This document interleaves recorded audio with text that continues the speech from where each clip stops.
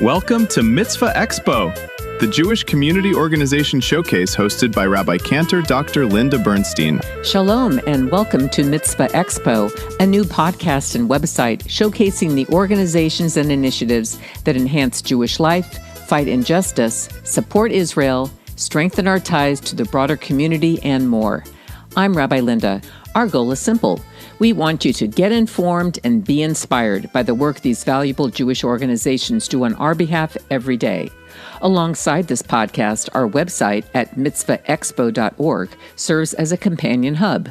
There you'll find a showcase page for every organization featured on the program, with more information about their work and ways to connect with them. Today, our Mitzvah Expo featured organization is Jewish National Fund USA. I'm pleased to welcome its longtime CEO, Russell F. Robinson, considered one of the leading Zionist figures in the diaspora, having shepherded this venerable organization into the 21st century as one of the most effective, trusted, and visionary organizations for the land and people of Israel. Among his boldest initiatives is his plan to develop the World Zionist Village, a 16-acre, $350 million hub for Zionist learning, currently under construction in Beersheba. Under Robinson's leadership, the organization is also securing Israel's future by developing the most livable towns and cities in Israel's north and south to attract 800,000 new residents, while linking learning, travel, and leadership so youth, families, and adults can stay connected to Israel from generation to generation. Thank you so much for joining me today on Mitzvah Expo. You are our first guest, and we're very honored to have you representing the Jewish National Fund USA. Well, thank you, Rabbi, for having me. I wanted to begin by asking a kind of a basic question here, and that is, what is the Jewish National Fund USA, and what is your core mission? So it's an easy answer for me to give. The Jewish National Fund is the caretaker of the land of Israel for the Jewish people everywhere. And I make that statement of what do you mean a caretaker for the land of Israel? So we're 125 years old, Linda. We were an organization that literally, what did it do? It brought you none other than the land of Israel after 2,500 years of yearning. And, it was Peter Herzl who said, it's enough talk, we have to raise some money. And so tzedakah, raising money is so important. And that's what the Jewish National Fund is all about, is repurchasing. And I use the word repurchasing the land of Israel because you could sit around and debate, is it ours biblically? Is it legally ours? And we can have that discussion. Well, that doesn't get you anywhere, but we repurchase the land acre by acre, which makes Israel one of the few nations in the world that has a purchase order as part of its existence. And so we deal today, the Jewish National Fund USA deals primarily in the north and the south of Israel, bringing populations 800,000 people, 500,000 people to the Negev, the southern part of Israel, which is 60% of the land of Israel. And we're bringing 300,000 people to the Galilee, the north, which is 17% of the land of Israel. And we are the number one organization for Zionist engagement in the United States.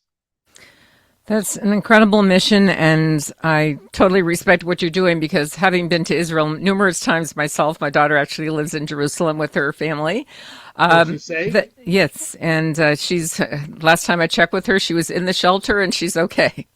Basically, what's going on. Because I get the alerts on my phone, so right. I kind of know what's going on. Anyway, as it says, in your website, I've been reading about it, and it says that, the majority of the population is concentrated like in Jerusalem, Tel Aviv, and Haifa. And your mission is to develop that other part of the country and make it appealing for young people who will be the future of Israel. So I use it. I use my phrase. I'll use the Greater Israel phrase, which will raise an eyebrow on one side, not raise an eyebrow on the other. But if you take 60% of the land of Israel, Linda, and you have and when we started, less than 5% of the population. Now, you will lose your land if you don't grow on it, live on it, or develop it, because either Mother Nature will take it away, or other people will take it away. And that means we're going to lose 60% of the land of Israel. But 17% of the land of Israel is the north of the Galilee. So again, population 300,000, 500,000 to the south. So let's just take that land mass. Let's take the potential of loss, but let's also give you the loss in that middle, that Jerusalem, Haifa, Tel Aviv corridor, where your daughter lives, is 82% of the population. Now, so security-wise, it's not smart and everything else, but I'm in New York. And how did Westchester get built, and how did New Jersey get built? I know New Jerseyites will be mad at me, and Long Island get built. It was people who couldn't afford to live in New York, but they wanted to be in this fabulous triangle area, right? So if you don't build Long Island, Westchester, New Jersey, they will move to Phoenix, Arizona. Now, I have nothing against Phoenix, don't get me wrong, but what I'm saying is that you have to give. If they don't have a place to live in Jerusalem, in Haifa, in that Tel Aviv corridor, they're going to move to London, to Los Angeles, to Germany, not because they are not Zionists. We're sitting here because they have a choice. And if job opportunity and housing is available. So we have to create for the greatest part of Israel. If we were part of this great 21st century pioneering spirit of building this nation that's still under creation, why are we going to stop when we have 77% of the land of Israel that we have to bring our people to? Our job is not finished. Definitely. It seems like it's almost beginning at this point. So what do you think are like the major misconceptions about the Jewish National Fund USA? So I never use misconceptions. People know us for the blue box. It sits behind me, the history of the blue box, and they'll know us for trees. And so people say, well, I thought your only blue boxes and trees. I said, well, let's just start with that. Let's say that's true. Why did we raise money in blue boxes, or why did we have trees as a monetary, fundraising opportunity? It was to repurchase land. It was to develop community cities like the city of Tel Aviv over 110 years ago. The first 65 lots were purchased on a sand dune that was now Tel Aviv 110 years ago. So yes, we're known as the blue box and the tree certificates, but what we did with those dollars is why we're doing what we're doing today, because we have strategic thoughts, we have plans, and we have vision. And I tell our donors and I tell our professional staff, Rabbi, all the time, we don't do any projects, ever. We have zero projects. We have great vision. And under vision are a lot of projects. Now, that doesn't take away from anything anybody wants to do, but ours is about developing population growth in the South and population growth in the North and Zionist engagement. So if those that we do work for that, so I can give you outrageous kind of a thought. We built a medical center down in the Arava. The Arava is between the Dead Sea and Eilat. When we started there almost 20 years ago, Rabbi, there was 7,100 people in both of those areas. 71, average age was 70 years old. I don't have to be a demographic scientist to figure that we're going to lose a large swath of land. Today, the population is 24,000, and we just had another 500 housing sites. Young people, average age is 43. But because we had to come up with what was the roadblocks and then how was the solution, so we built a medical center. The Jewish National Fund had never built a medical center before, but if you were a young family and you wanted to move there and your son or daughter at 3 years old had a whooping cough and you were told that you had to go an hour and a half, 2 hours to a hospital wait on an emergency room, and I do say this, the fathers probably wouldn't know the difference, but the mothers sure would, and they'd say, we're not moving here. So we find what are those solutions for population growth, economic development in the North and the South, and then we create a lot of projects, but with the rippling effect, the circle of impact that truly is about strategic thinking. Well, I know you don't like the word misconception, but for me personally, my main image of the JNF, or Jewish National Fund USA, all of these years has been focused on the blue box and the trees. Okay. And so for me, this has been a real education to learn about all the things that you are doing. And so what are some of the key initiatives that you are working on and focused on right now? So in the northern part of Israel, which has had its a tremendous roller coaster of catastrophe today. We see what's going on in the north. We came up with our plan to bring 300,000 people to the northern part of Israel. It was strategic and it was thoughtful. And then October 7th, October 8th, October 9th, and you lose populations. Kiryat Shimona empties out. You have all areas, people for 18 months. I just want you to imagine 18 months out of your home, 24 hours notice. And, so we had to respond, and we built a plan called Reimagine. And the Reimagine was how to bring people back and how to then increase the population. So people thought we were crazy. You'll be lucky to get people moving back, period. Well, that's not the way we do things. We dream and then we work, and our donors and volunteers have been working. By the way, we had 8,000 volunteers that went to Israel through the Jewish National Fund in the past 2.5 years. Without subsidies, they paid for themselves, but we were the most trusted organization, and people came, and 8,000 of them volunteering, not only picking oranges or fruit, but cleaning people's homes as they prepared to come home. But in the north, we're building a medical center up in Kiryat Shimona. I'm kind of embarrassed to tell you that in 2026, for the entire upper eastern part of the Galilee, forget just Kiryat Shimona, I'm talking about the whole regions up there, Metula communities, who literally had been built since, before 1948. If you had a heart attack, which I will tell you, Hebra Kadisha was easier because you probably would have not get help. Again, I go to the children. If you want people to move there was no medical services. We're building a 44,000 square foot medical center in Kiryat Shimona to serve the entire region. It is not just a medical center, it's a place of hope that people are looking, they're taking pictures, and they're moving back. Kiryat Shimona is moving back. The regions are moving back. We're with those people every day. We were with them yesterday, today, and tomorrow, and we're going to be with them. We're building a culinary institute. Now, if you want to talk about a ridiculous project in itself, if you looked at it, why would you build a world-class culinary institute in Kiryat Shimona, greater Kiryat Shimona area?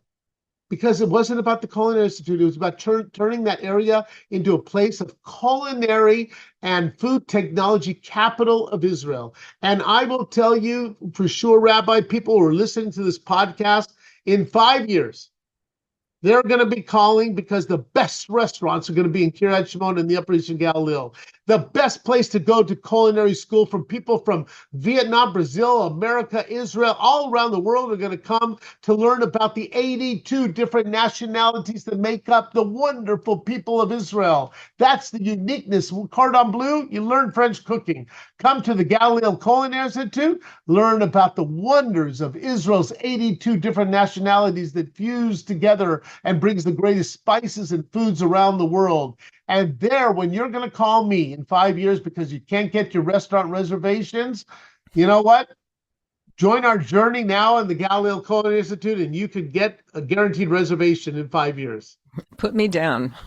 You got it. All right. My mouth is watering already thinking about the hummus. Okay.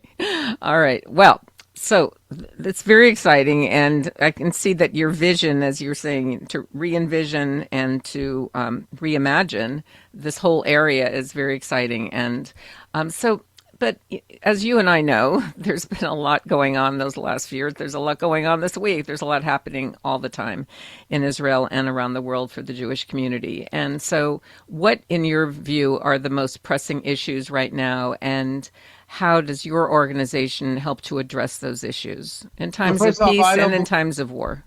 So this is a very easy answer. We have to celebrate Israel as the greatest unifier of our Jewish people. We have to celebrate Zionism as the greatest movement ever in the history of the world. Zionism, which allowed women equal voting rights to men the first time in the world, was at the first Zionist Congress. So if you believe in women's rights, I'm thanking you for being a great Zionist. Zionism that allowed a country called Israel to bring Black people in as citizens, not as slaves. The only country in the world to ever have done that. If you believe in Black rights, thank you for being a Zionist, because you were part of the Zionist movement, because that's Zionism, our ancestral soil coming back to it. But where do we fail? We fail in our teenagers. The American Jewish community, and this is where I get very emotional. American organized Jewish community has given up on Jewish teenagers. And it's a shame. And college is too late.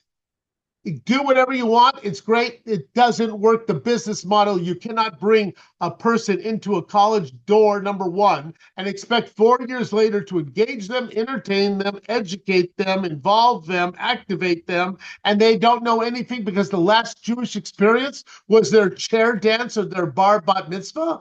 Now, come on. So you have BBYO is the only real thing happening in the teenage world today. So we bought a school called Alexander Muss High School in Israel. It's a semester abroad experience for teenagers. I'm not going to bring the 250,000 teenagers that are in America today, the Jewish teen, but I'm going to bring 10,000 of them a year. And they're not going to be there for 10 days because it's also tremendously difficult. Take your eighth graders to Israel. It's great. It's 10 days. It doesn't impact them. Bring them there for 5 weeks, 8 weeks, 16 weeks for a semester abroad. I have 82 teenagers there now, 82 in the middle of this war, 82. 70% of their parents have never been to Israel. 50% of those kids have never been to Israel, and none of them want to leave because they're relating to the land, to our story. Their minds are open at 15, 16 years old. So if you want to do the most, help us bring more kids to Alexander Muss High School in Israel. Go to Try Israel, the conservative movement. Go to Heller High, the reform movement. But at 15, 16, 17, take teenagers to Israel for programs of 5, 7 weeks, 10 weeks, 18 weeks or more. If you want to make a difference for tomorrow, period, invest in teenagers. If you don't care about tomorrow, don't invest. Teenagers, 15, 16, open their mind, they're questioning, they're thinking, they're asking. And if we believe in our story, I don't have to do any propaganda. Come to Israel. Guess what? Rabbi, we're not perfect. I know this is very hard for, I know Jewish mothers think their Jewish children are perfect, but we're not. We're not. But I will tell you, we're the most greatest people on the face of the earth. Israel's a nation that makes the world a better place, not with perfection, because every day we want to be better than yesterday. And we have 3,500 years of winning seasons, and we have to celebrate being the greatest and the winning seasons and quit oy-veying our world. Because if you're oy-veying and you're going to tell everybody how much we've lost and how bad it is and how this everybody hates us, why be part of our team? We're the winningest team on the history of the earth. Join our team. It's great. We have the resilience for sure to go through a lot. Yes. And we've done it with great, who brought more to this world than we have. In arts, in science, in music, in therapy, in government, in mathematics, wow. You want to join the greatest people on the face of the earth? That's us. And I say that without sounding like I'm crazy because I believe it. Why do we want to talk? If I were to ask you about your family, you start telling me about your family, how great it is. You're not going to tell me about your Aunt Matilda who ran over somebody.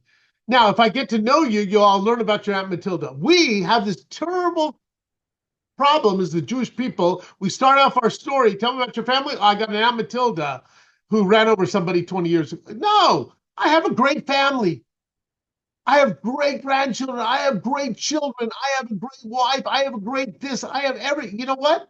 Get to know my family. They're not perfect, but by gosh, my family is great because they're being better every day. That's the Jewish people. That's the people of Israel. You are the greatest cheerleader I've ever heard of the state of Israel, Russell. And I can see why you have been in your position as long as you have. And I commend you for that. And I think it's all about thinking on the positive side. And I love that. So what gives you hope about the future of Jewish communal life right now? I see these young people. I travel throughout the United States. I spend a lot of time. The fastest growing part of our donor demographic at Jewish National Fund is our JNF Future, our 22 to 40-year-olds across the United States. The fastest growing of our donor demographic, not coming to parties, donors. $1,800 to $5,000, giving money, which means they have to invest. They're not just transactional involvement with us. They're really involved with us. And I see that. I go around and I meet our teenagers who are coming to Alexander Muss High School in Israel. I could tell you 1,000 stories. just from this past 2 years. So who came to our school? October 7th, we had almost 400 kids. We had to send them home by October 12th. January 20th, we've never gone a day without kids at our campus. Who were they? Public school kids. Public school kids who are coming to our campus because, let me tell you what happened. There was a girl who told me she was there because she had a swastika on her locker. So I said, oh, so what happened? She says, I refuse to allow the swastika to be taken off. And I said, well, why? She said, I wanted to show hate and I wanted to stand up to be a Jew. So my next question, of course, is what youth movement are you part of? She said, none. I said, oh, what's your Jewish involvement? She said, my last experience was at my bat mitzvah. So I go, wow. So your parents, they must be like, you know. She goes, no, they've never been to Israel. We're not members of a congregation. So I said, whoa, 2 + 2, hard to equal 4 here. Tell me what, by the way, I could tell you 500 more of these stories. And she said, I started losing my friends. And I came home one day and my mother told me that her best friend's mother called her, who is Jewish, and said, listen, your daughter's been very open and out there. I want them to be friends, but I'd rather them not come to your house. And I told my mother that I will never step foot the rest of my life on that campus, that high school campus again. She was the captain of her soccer team. This is a popular girl. Mm-hmm. And her father, by somehow found out about Mus High School in Israel 2 weeks later, paid full tuition, sent her to Israel. Now, this was last April. So I said to her, well, so your parents did not feel safe keeping you in Phoenix, Arizona. They sent you to a war zone in Israel. And she said, I never thought about it that way. And I said, okay, this is April. The semester's going to be over in May. Tell me about it. She says, this is the greatest thing. She goes on and on. I could tell you the footsteps of people, you know, and she's learning her academics. She said, and by the way, I was a very good B+ student. Now I'm an A+ student because my AP calculus class was the best. And my geometry class was great. And my history class was great. So she's learning all of her academics. And I said, so where are you going to go to school next year? She goes, to my high school. I said, you just told me you're never stepping foot. She goes, I'm a Zionist now. I can't wait. What gives me hope? 500, 1,000, 10,000 a year of those stories that I hear. They are our leaders tomorrow. They're not the followers. They're the leaders. I meet them. They're young. They're dynamic. They're asking. They're questioning. They're involved. They want to do things. We have to give them raising the flag and stand tall with them. Well, you are doing a lot to infuse the enthusiasm about Israel, the state of Israel, and the Israel experience in these young people, and I really commend you for that. Now, if someone who's listening would like to support your efforts in any ways, what are some of the best ways they can do that, and whether it's financially or otherwise? Well, they always go onto our jnf.org. By the way, we have a global conference every year. It's in San Diego, November this year. It's 2,900 people. I will tell you that I got the report today. We're over 1,500 people signed up, and we don't have even a speaker because it's the greatest Zionist gathering ever. If you want to come here, we don't talk about right or left, and we don't talk about religious or non-religious. We talk about Zionism, and people come together, all kinds with tzitzis and dressed like the Golden Globes. So come to our conference. Come on one of our trips to Israel. Go to jnf.org. And you can CEO at jnf.org. You could write to me and get involved. We have to, if you want to sit on the sidelines of the greatest moment of Jewish life, and I know that people have said that many other times, but I believe that more than ever. We've gone through October 7th, Rabbi. We went through the hostage issue. I want you to think about this. Hamas decided who the hostages were. And a group of people whose lives were changed, some of them forever, people who lived in Sderot or Kiryat Shemona or Tel Aviv or Herzliya or Judea, Samaria, People who had never met each other, didn't know each other, were part of the, this one's right wing, this one's left wing, this one's religious, this one's not religious, but Hamas broke those walls down for us. And all of a sudden they had to come together for the hostage forum, and for all those days, fought in protest till Ron Cavillier's body finally came home. And you could talk to those families, and they know each other now, and they're friends. Isn't that a shame that Hamas had to break down those walls? We're building the largest project called the World Zionist Village down in Beersheba to bring together Zionists, Jews and non-Jews, everybody, to have this conversation. So join us at Jewish National Fund. Be part of it. Go to Israel with us. See the real Israel. You want to send a kid to Must High School? You have a niece, a nephew, a brother, a sister, a child. Go on and give us a lead. We'll just talk to them. And there's always, don't worry about the finances. I'm telling you, we have different programs. Dream Israel to earn $7,500 grants. We have scholarships. We'll work with you. Finances isn't the issue. The opportunity to be a leader on the greatest program ever on teenagers.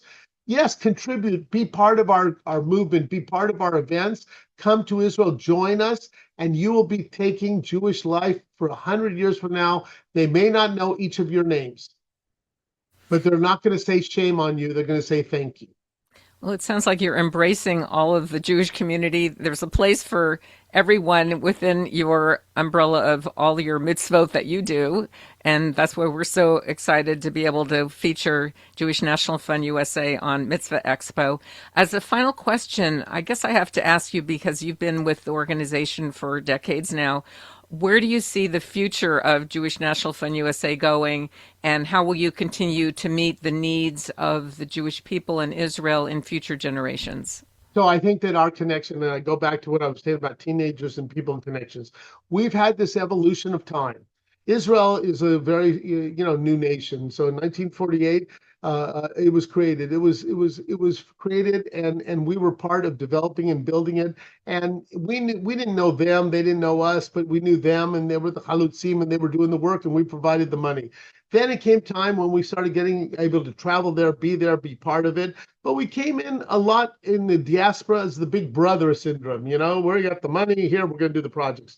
We now have to develop a relationship syndrome.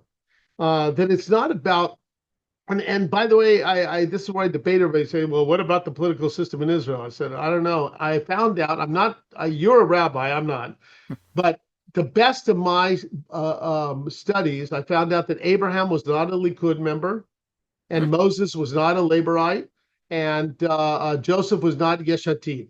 So the political system is the way to rule a country. And when people say, well, I have a problem with the political system in Israel, I said, would you rather be dictator? Or, what you're telling me is you like democracy, but you don't like the democracy if you don't win. So I can understand that, because I have my own teams that when they lose, I get mad, but they're my teams. And so I think we have to break down that, and we have to get to meet them and know them. And we do that at the secret sauce of Jewish National Fund. Is I could tell you about the Culinary Institute, and I could tell you about the World Zionist Village or Medical Center, but you know who gets to be involved? Donors. They come and be part of these decision making. And I get to utilize their brains and their power and their knowledge. And I can tell you that I can introduce you to a lay leader in Philadelphia who could tell you everything about the Culinary Institute. He is not paid. He gives us hundreds of thousands of dollars a year to be involved in every aspect of it. And we utilize his brains. I give you thousands of those people. We have to build a new movement of that involvement. We have to bring our teenagers, so that diaspora teenagers and Israeli teenagers, and I say it about Israeli, they know more about, Thailand than they do about American Jews. And shame on us. Okay, I just heard an Israeli was telling me he went to a URJ camp after the army. And he's working for me as an intern now. And he said, I got to that camp and I got off the bus and I saw this woman with a yarmulke. Now, he's a non-religious Jew from the center of the country. And he said, I never, ever knew there was a woman rabbi. I said, what do you mean you never knew? I never knew. And then she wore a talit. And so I had to ask her, are there more of you? And then he felt such ashamed, because he said, I grew up in Israel. I've been around the world. I'm worldly, right? And now I'm going to, and I don't know anything about American Jews. Nothing. Shame on us. So what do I see the future? Building that engagement of all of us coming together and the power. I say that Israel's a nation of 15.5 million Jews. 8.5 million live within its borders. Mm-hmm. Well, as I mentioned when we first started, that my image of the Jewish National Fund was planting trees primarily, but you're still planting the seeds to grow the state of Israel in so many different ways, not just with trees, but also with human programs, with medical centers and Zionist villages and all the things that you're doing. And I really commend you for this. And I hope that I wish you and the Jewish National Fund lots of continued success and the strength to continue doing mitzvot for the Jewish people and for Israel. And I thank you, Russell, for joining me today on today's program on Mitzvah Expo, and thank you again. Thank you very much, and thank you for what you do, because your spiritual leadership and your own journey in life is an inspiration for all of us, and that you've decided to take on your life to bring people together, to lead people. That's what we need, so thank you. Take care. My special thanks to Russell F. Robinson for joining us today and for sharing the important work of Jewish National Fund USA with our Mitzvah Expo listeners. To learn more about Jewish National Fund USA initiatives and about other organizations featured on the program, visit our showcase pages on mitzvahexpo.org. While you're there, we invite you to join the Mitzvah Expo community so you can stay up to date on future programs, featured organizations, and events. We invite you to also share a mitzvah you've done in your own life or community. Your good deed may inspire others and help highlight the many ways people can make a difference. You can listen to Mitzvah Expo on Spotify, Apple Podcasts, iHeartRadio, and listen or watch on YouTube, and of course at mitzvahexpo.org. If you enjoyed the program, please follow or subscribe so more people can discover the inspiring work happening across the Jewish community. And we'd love to hear from you. Please write to me at rabbilindabernstein@gmail.com with your comments and suggestions for future featured Jewish organizations. Get informed, be inspired. For Mitzvah Expo, I'm Rabbi Linda Bernstein. You've been listening to Mitzvah Expo. Learn more at mitzvahexpo.org. Mitzvah Expo is a production of Vita Media Corporation.